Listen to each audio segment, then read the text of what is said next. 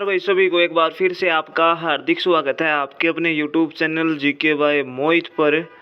आज की वीडियो में अपनी जो सीरीज चल रही थी NCERT साइंस क्लास 6th से लेकर 10th तक की इस बुक में थ्योरी है, प्लस में 2016 से लेकर 2025 के बीच में HSSC के द्वारा जितने भी साइंस के क्वेश्चन पूछे गए हैं वो भी इसमें ऐड हैं। अभी तक हमने क्लास 6th की कंप्लीट कर ली थी और 7th के 4 चैप्टर कर लिए थे और इनकी मैंने प्ले लिस्ट भी बना दी है NCERT साइंस। तो जिस भाई ने बहन ने नहीं देखी हो तो वो प्ले लिस्ट ज़रूर चेक करें भाई, ठीक है। ये मेरी खुद की बुक है, मैंने खुद NCERT क्लास 6th से 10th तक खुद पढ़ी, फिर मेहनत करके भैया बुक लिखी है आप सभी के लिए। ये जो क्लास है HSSC CET mains Haryana group D special कहूँगा भाई। जो हरियाणा ग्रुप डी में आपने पता है 15 मार्क्स की साइंस आओगी, तो इससे बाहर कुछ नहीं आने वाला, क्योंकि मैंने बहुत ज़्यादा मेहनत करके ये बुक लिखी है। तो उसमें 15 मार्क्स की आ गई, तो बहुत ही इम्पोर्टेंट रोल अदा करेगी, बहुत ही ज़्यादा। ये मान लो 15 में से 15 यहीं से आने की पूरी संभावना है, हमेशा यहीं से आए हैं, आगे भी आएंगे। अब चलते हैं चैप्टर की तरफ। चैप्टर नंबर 5वां है आपका, क्लास 7th का पढ़ रहे हैं हम, ये भौतिक एवं रासायनिक परिवर्तन, ठीक है। अब सबसे पहले हम पढ़ेंगे भौतिक परिवर्तन क्या होते हैं। वह परिवर्तन जिसमें किसी पदार्थ के भौतिक गुणों में परिवर्तन हो जाता है भौतिक परिवर्तन कहलाता है, ठीक है। वह परिवर्तन जिसमें किसी पदार्थ के भौतिक गुणों में परिवर्तन हो जाता है भौतिक परिवर्तन कहलाता है। भौतिक परिवर्तन सामान्यतः उत्क्रमणीय होता है। ऐसे परिवर्तन में कोई नया परिवर्तन नहीं बनता, ठीक है। मतलब जो भौतिक परिवर्तन होता है ना, ऐसे परिवर्तन में कोई नया पदार्थ या नया परिवर्तन नहीं बनता, पुनः मूल पदार्थ बनाए जाते हैं, ठीक है। मतलब इसमें किसी नए पदार्थ की उत्पत्ति नहीं होगी। जो पदार्थ है, मतलब कोई चीज़ है, जैसे अब इसमें एग्जाम्पल दे रखा है कागज़ का मुड़ना। जैसे कागज़ है आपके पास, कागज़ की आपने नाव बना दी, फिर कागज़ को सीधा कर दिया, तो कुछ नई चीज़ तो नहीं बनी ना, एक ही चीज़ का उपयोग किया जा रहा है, ठीक है। तो भौतिक परिवर्तन में क्या होता है, ऐसे परिवर्तन में कोई नया परिवर्तन नहीं बनता, पुनः मूल पदार्थ बनाए जाते हैं। जैसे बर्फ़ का पिघलना, आप तो पूछेंगे बर्फ़ का पिघलना बता, भौतिक परिवर्तन है या रासायनिक परिवर्तन है? तो बर्फ़ का पिघलना आपका भौतिक परिवर्तन का एग्जाम्पल है। कागज़ का मुड़ना और क्रिस्टलीकरण, ये आपके हैं भौतिक परिवर्तन। हालांकि इसमें बहुत सारे एग्जाम्पल और भी हैं, और शायद मैं यहाँ पे लिखना तो नहीं ना, ठीक है। अब हम पढ़ेंगे रासायनिक परिवर्तन, ठीक है। वह परिवर्तन जिसमें एक तथा एक से अधिक नए पदार्थ बनते हैं। देखो भौतिक में क्या था, एक ही चीज़ का यूज होगा। जैसे बर्फ़ का पिघलना, जैसे बर्फ़ है, बर्फ़ आपने फ्रिज में रख रखी, मतलब फिर बर्फ़ है, बर्फ़ पिघल गई, पिघल के उसका क्या बना, पानी, ठीक है। और पानी को फिर वो उसमें रख दो फ्रिज में, फिर वो बर्फ़ बन जाएगा। तो ये क्या है, एक ही पदार्थ है ना, कुछ नया पदार्थ तो नहीं बना ना, है तो पानी ही वो, है ना। तो ये भौतिक परिवर्तन है। अब रासायनिक परिवर्तन पढ़ेंगे। वह परिवर्तन जिसमें एक तथा एक से अधिक नए पदार्थ बनते हैं उसे रासायनिक परिवर्तन कहते हैं। जैसे भोजन का पाचन, फलों का पकना, ठीक है, फलों का पकना, और प्लास्टिक व डिटर्जेंट का बनना, ठीक है।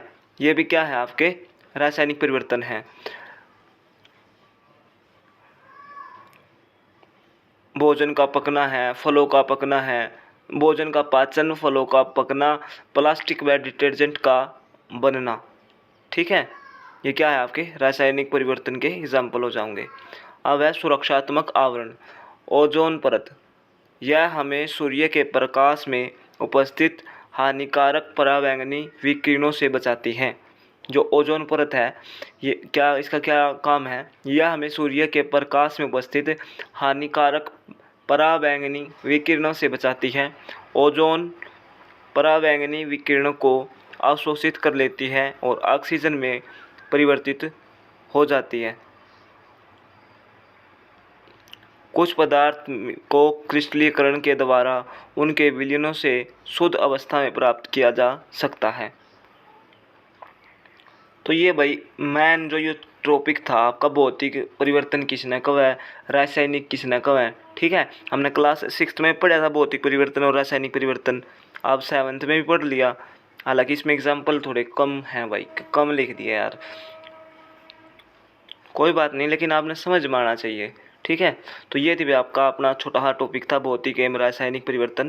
देखो एक बार फिर से रिपीट कर देता हूँ, भौतिक परिवर्तन क्या होता है, वह परिवर्तन जिसमें किसी पदार्थ के भौतिक गुणों में परिवर्तन हो जाता है, भौतिक परिवर्तन कहलाता है। भौतिक परिवर्तन सामान्यतः उत्क्रमित होता है, ऐसे परिवर्तन को में कोई नया परिवर्तन नहीं बनता, कोई नया पदार्थ नहीं बनता या नया परिवर्तन नहीं बनता, पुनः मूल पदार्थ बनाए जाते हैं। जैसे बर्फ़ का पिघलना है, बर्फ़ है, बर्फ़ पिघल जाओगा तो पानी बन जाओगा, और भाई जब पानी को फ्रिज में रख देंगे तो बर्फ़ बन जाओगा। एक ही पदार्थ का दो बार यूज हो रहा है, पुनः मूल पदार्थ बनाए जाते हैं, मतलब बार बार एक ही चीज़ का। ठीक है, कोई नया पदार्थ नहीं बनता। कागज़ का मुड़ना, कागज़ है, कागज़ को नाव बना दो, नाव भी बना सकते हैं, और उसी कागज़ को सीधा कर दो, एक ही चीज़ का यूज हुआ है। ठीक है, अब है रासायनिक परिवर्तन, वह परिवर्तन जिसमें एक तथा एक से अधिक नए पदार्थ बनते हैं, उसे रासायनिक परिवर्तन कहते हैं।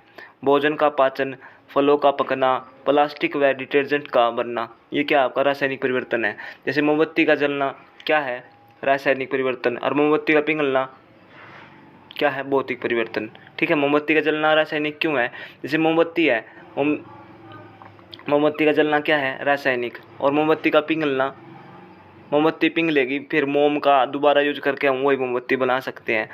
ठीक है, तो मोमबत्ती का पिघलना हो जाएगा भौतिक परिवर्तन।